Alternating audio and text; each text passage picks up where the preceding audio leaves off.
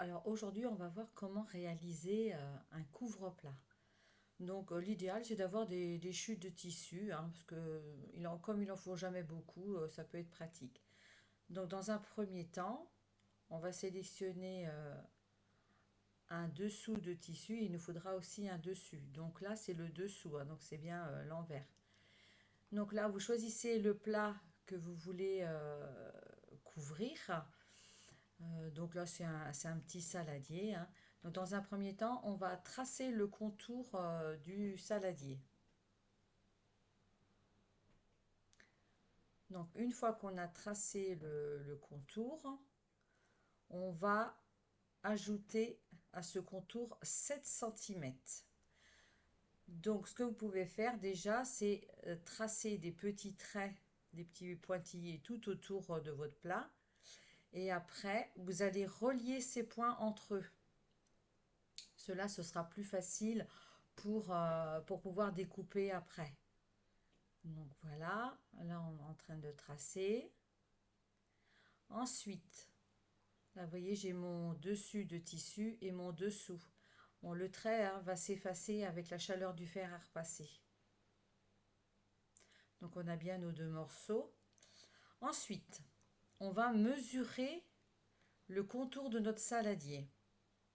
En fonction de la dimension que vous allez obtenir, vous allez multiplier cette dimension par 0,65. Ne me demandez pas pourquoi, j'ai vu ça aussi sur internet. Donc, puis en fait, ça s'avère que c'est plutôt très bien. Donc moi, mon plat il fait 56. J'ai multiplié par 0,65 et j'obtiens 36 cm 4.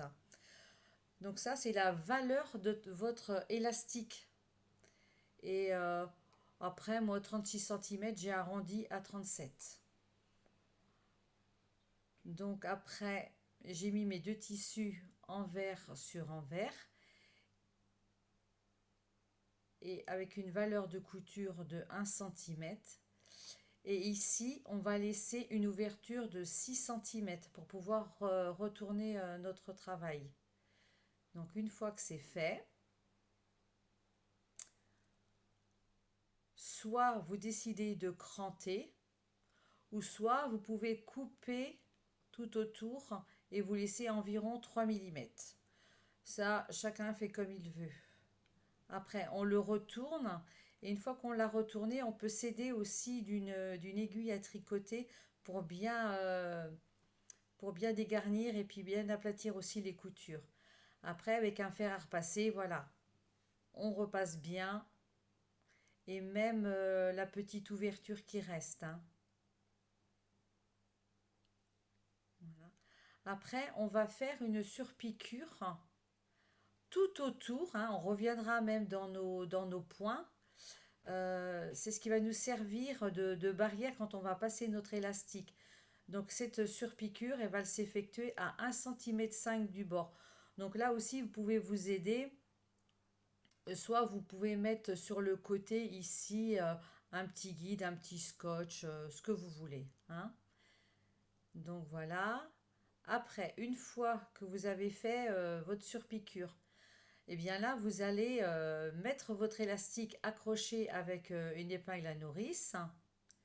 Mais il faudra bien faire attention aussi d'accrocher l'autre extrémité avec une pince. De façon à ce que quand vous allez enfiler votre épingle à nourrice, ben, l'autre bout, il risque pas de s'échapper. Et une fois que les deux extrémités sont sorties, ben, vous les reliez ensemble. Et puis, bah, moi là, j'ai fait un point zigzag. Mais après, chacun fait comme il veut, hein. Et une fois que c'est fait, on va venir surpiquer ici à 1 mm du bord pour en finir de fermer ben, cette ouverture.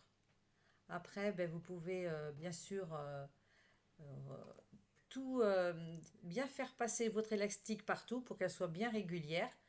Et puis vous avez ce résultat-là. Et voilà, ça c'est le saladier enfin recouvert. Écoutez, moi je vais vous souhaiter une bonne création, puis amusez-vous bien. Allez, bonne journée, au revoir.